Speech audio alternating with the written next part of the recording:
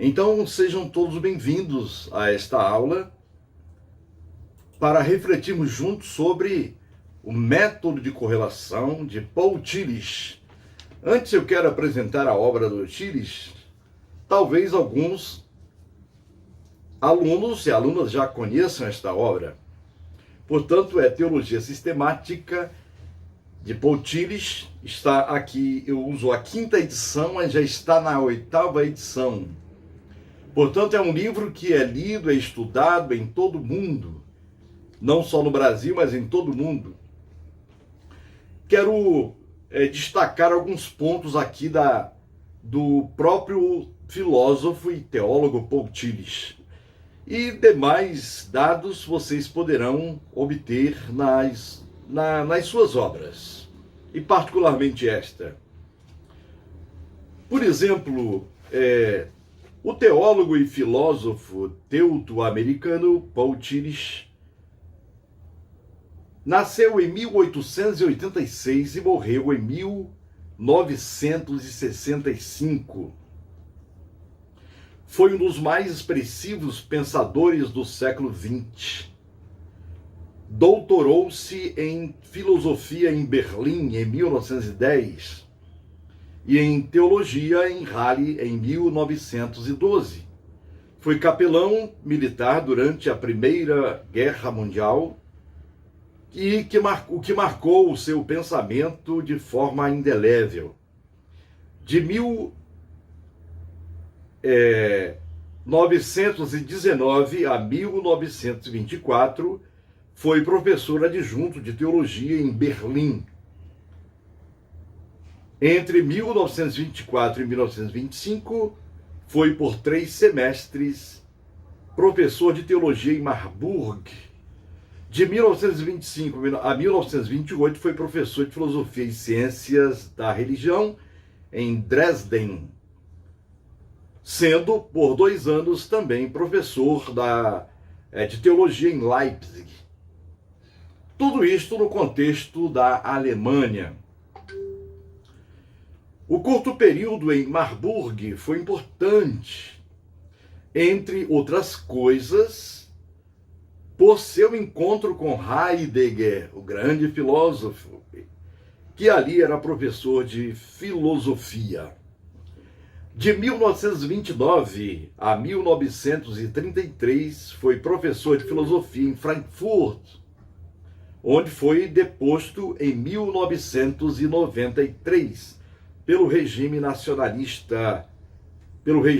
nacionalista socialista. Deste período é marcante a cristalização de suas reflexões no âmbito de sua filosofia social com Marx, Horkheimer e Theodor Adorno, principais expoentes da chamada Escola de Frankfurt. Isto deixará marcas indeléveis no pensamento dos três.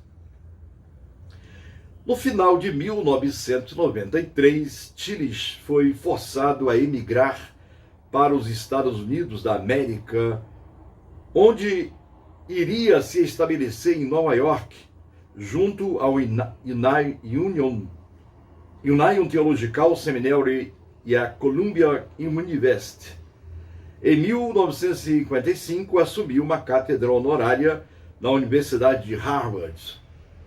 E em 1962, em Chicago, onde ficou até a sua morte em 1965. Em sua fase americana,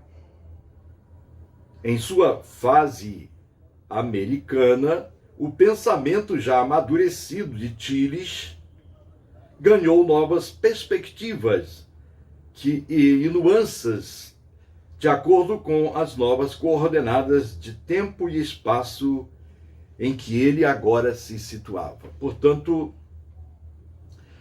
mais detalhes vocês poderão ver aqui no prefácio do livro. Lembrando que já estamos na 8ª edição, porque é um livro que vale a pena ter na biblioteca. Vale a pena ter na biblioteca. Portanto, vamos ao que interessa, que é o princípio de correlação de Paul Tillich. E ele diz que para entender toda a sua obra de teologia sistemática é preciso ler várias vezes a introdução a esta obra para poder compreender e aplicar o método de correlação. Muito bem, então vamos assim à nossa reflexão. Apresento para vocês aí os slides e vou dividir aqui as nossas aulas em alguns vídeos. Este é o vídeo número 1 da aula número 12. A proposta de Paul Tillich é esta: o método de correlação.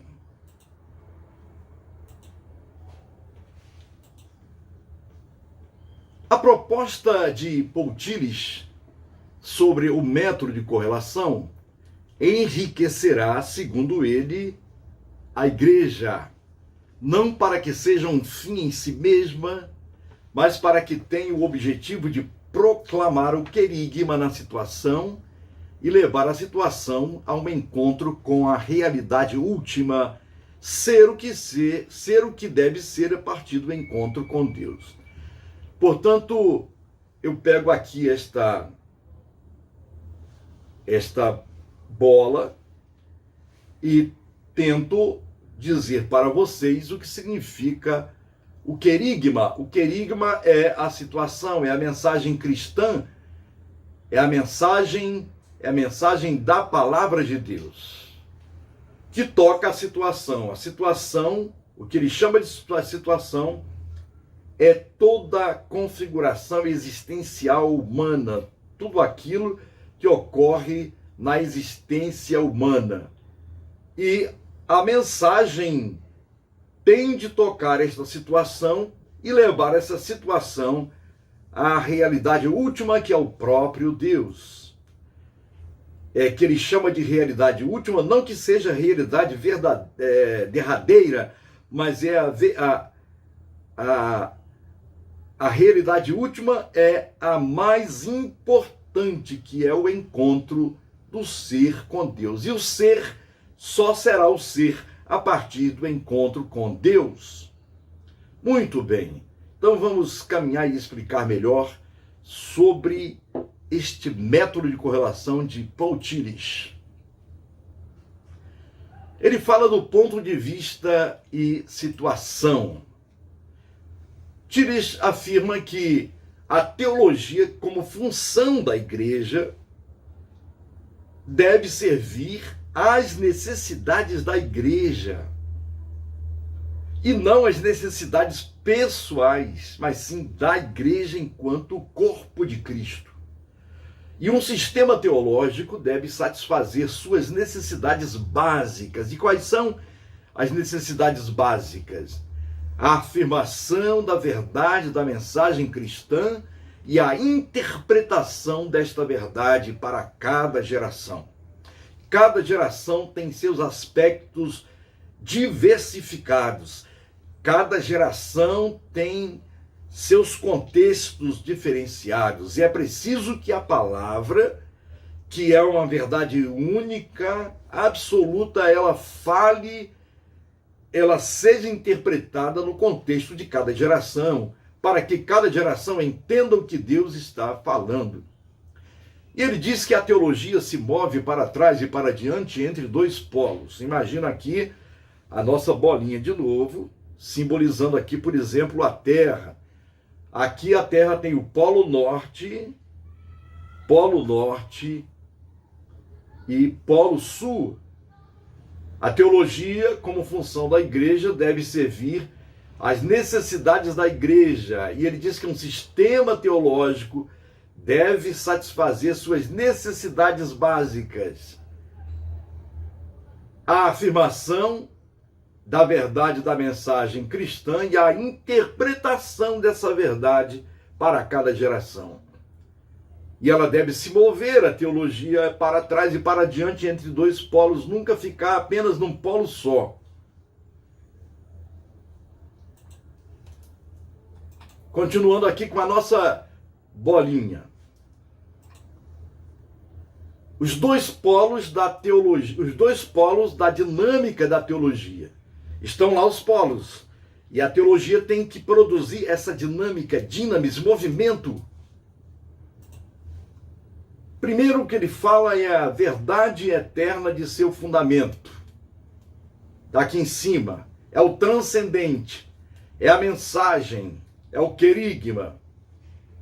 E a situação temporal na qual a verdade eterna deve ser recebida. Então aqui é toda a existência humana, tudo aquilo que o homem faz, ele vive, ele fala, ele se move.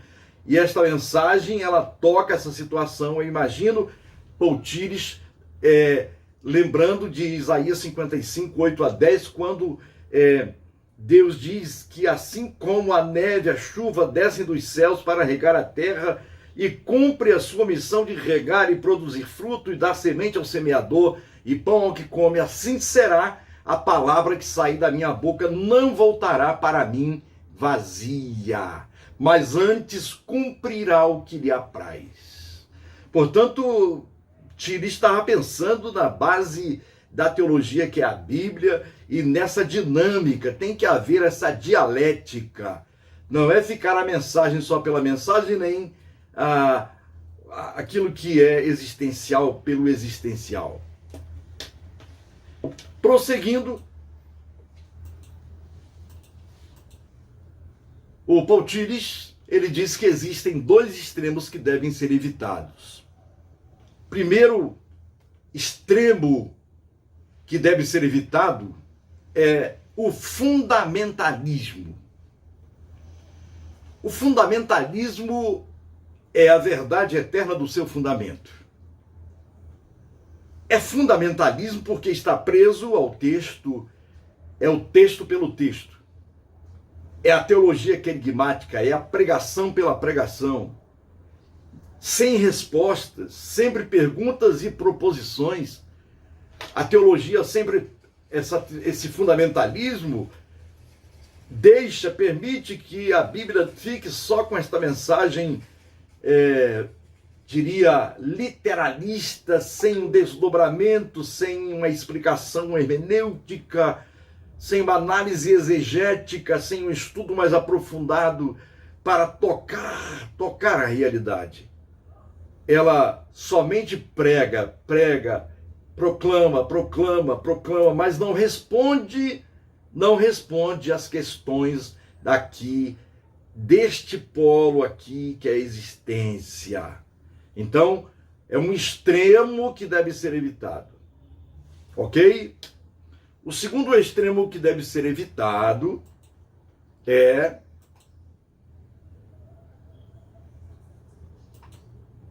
o imanentismo. Grave aí. O imanentismo. O imanentismo é apenas a horizontalidade. É a modernidade sem Deus. É a confiança única e suprema na ciência, no poder do homem. É chamado de humanismo moderno, onde Deus sai do centro. É o chamado naturalismo, historicismo. Tudo tem que ser provado cientificamente, tudo tem que ser analisado e provado historicamente. Isso chama-se imanentismo, é um polo, é um extremo que deve também ser evitado. Não podemos viver numa realidade sem Deus. Então a teologia, ela tem que fazer essa dinâmica. É importante de fazer esta correlação, daí o método de Paul Tires. Então gravem bem dois extremos que devem ser evitados. Primeiro é o fundamentalismo. Segundo é o imanentismo, que é a realidade sem Deus. Prosseguindo aqui a nossa reflexão, nós vamos finalizar o vídeo 1.